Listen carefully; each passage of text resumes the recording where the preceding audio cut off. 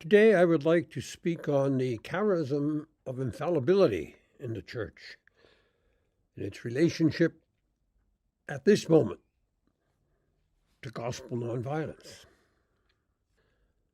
No one inside or outside the Catholic Church can reasonably call into question the good intentions of popes who have denounced war on the world stage and who have proclaimed in encyclicals and in pastoral letters the evils and destruction of war, and who have appealed for peace.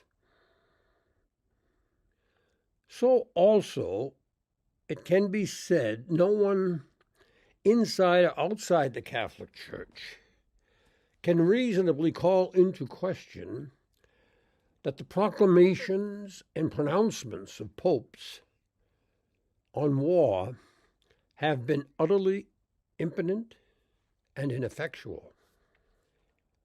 People in general, the press, politicians, the predator elites, and most Catholics politely listen to them, politely applaud them, and politely ignore them. War's toll on human beings today, in terms of human misery and ruination, cries out for the Pope and the bishops to do much more than recite the same old pagan-rooted, baptized, philosophical responses to war,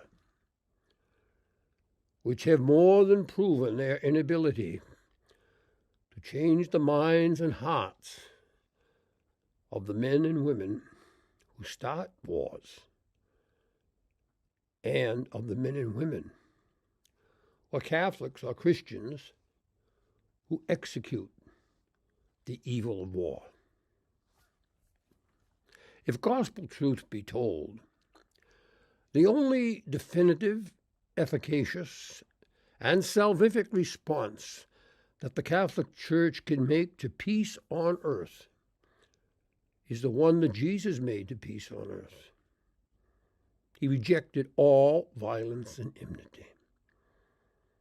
The Church, if it is to make any difference in the world in relationship to the evil of war, must truthfully teach what Jesus teaches in the Gospels about how to respond to violence and enmity, and then formally and infallibly declare that Catholics can never participate under any circumstances in war without entering into grave evil and incurring the consequences of mortal sin. Popes and bishops fiddle and faddling around with more encyclicals and more pastorals on how evil war is, while at the same time trying to propagate new names, new rationales, and new criteria for justifying Catholic participation in war and in new methods of war, is just a waste of time. Such proclamations, encyclicals, documents are nothing but an attempt to put a new shade of lipstick on a very old pig, namely Christian just war theory.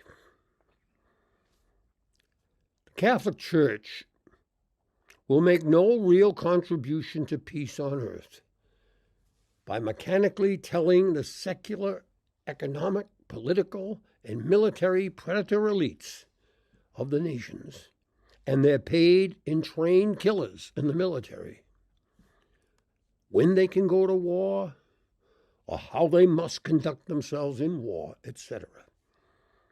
For Christians and for the Church, being socially responsible can only mean faithfully following and teaching the way that Jesus lives and teaches in the Gospels. What is inconsistent with this way is for the Christian and the church social irresponsibility. Jesus teaches no one when or how to kill enemies. And I would suggest it would be blasphemy to say that God incarnate was socially irresponsible. If a pope, in his time as pope, does not want to proclaim the truth that Jesus teaches in the Gospels in relationship to the momentous moral evil of the mass slaughter of human beings in war, then as pope, he has nothing realistic, effective, or salvific to offer to his fellow Catholics or to humanity on the matter of confronting the evil of war. Popes must stop deceiving themselves into believing that anyone in any of the war rooms of the nations cares a jot about the Catholic Pope and bishops' idea of how they sift through the minutiae of logic and facts regarding war, look at it through the murky microscope of the lens of Catholic just war theory, and then distinguish between what is morally permitted and what is morally prohibited in war. Distinguish between, say, what morally justifies killing of the innocent in utero or post utero under the rubric of collateral damage, and what does not morally justify the killing in utero and post utero of the innocent under the rubric of collateral damage. Popes and bishops are not commissioned by Jesus to be a coterie of wise philosophical counselors to the world's operationally pagan secular power brokers. They are commissioned by Jesus to make all people his disciples, to baptize them, and to teach them to obey all that I have commanded you. Teaching them to obey all that I have commanded you does not and cannot include teaching them how to morally engage in war, since the acts that war demands daily are in direct and explicit violation of the teaching of Jesus, God incarnate, regarding God's will. Popes are commissioned by Jesus to feed my sheep,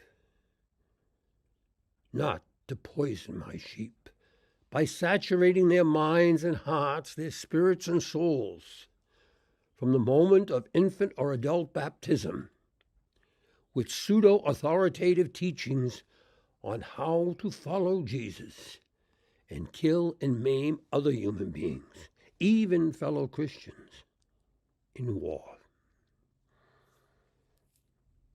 Hence, popes and bishops, if they desire to be faithful to the commissions given them by Jesus, must, beginning in this time, now, infallibly teach the following.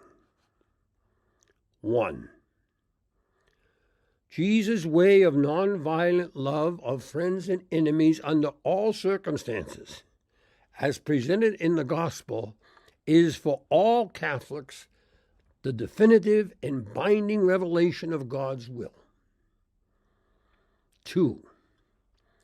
This revelation, always and everywhere and under all circumstances, morally forbids Jesus' disciples from ever participating in war. 3. Because of the gross and chronic and near universal miscatechesis on this grave matter over many centuries past and down to the present, It has now reached the point where the love of Christ impels us, for the salvation of souls, to state with maximal spiritual, moral, and ecclesial authority the moral impossibility of Catholics participating in war. This must be proclaimed ex cathedra, that is, as an infallible theological and moral dogma of the faith of the Catholic Church.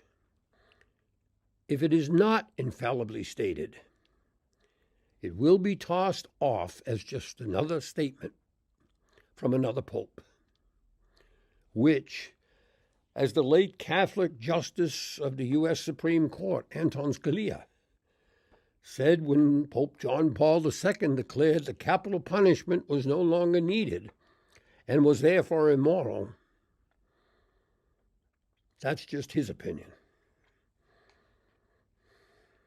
Infallible proclamation should be very, very rare and should only be employed when a grossly false understanding of Jesus or his teachings has become entrenched, normalized, perennial, and uncorrectable by any other means. Today, approximately 1.5 billion Catholics believe that they can be faithful disciples of Jesus and simultaneously engage in the mass slaughter and maiming of other human beings in war. Be assured, that figure will be 2 billion Catholics in a few years without this ex cathedra infallible moral dogma. The only legitimate reason for the Church not making such an infallible declaration would be if what is being infallibly declared is not logically consistent with the infallible truth that the infallible Jesus teaches in the Gospels, as well as with the oral tradition that predates the Gospels. However, such an infallible declaration is utterly consistent with what Jesus teaches by word and deed in the Gospels and in the tradition that predates the Gospels.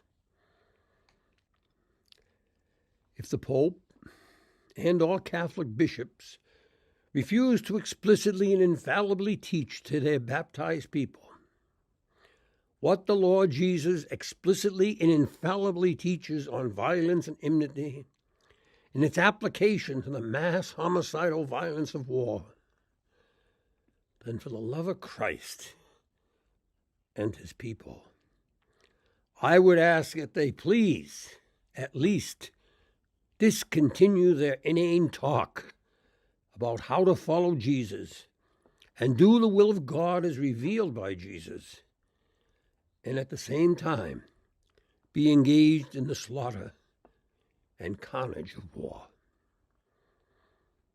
Neither the world, nor the Catholic people, nor the Christian churches need another 1,000 years of foolish gibbering and jabbering from popes and bishops on how to morally weaponize Christianity and how to morally weaponize the mind, the soul, the body, and the spirit of a Catholic or a Christian baptized into Christ.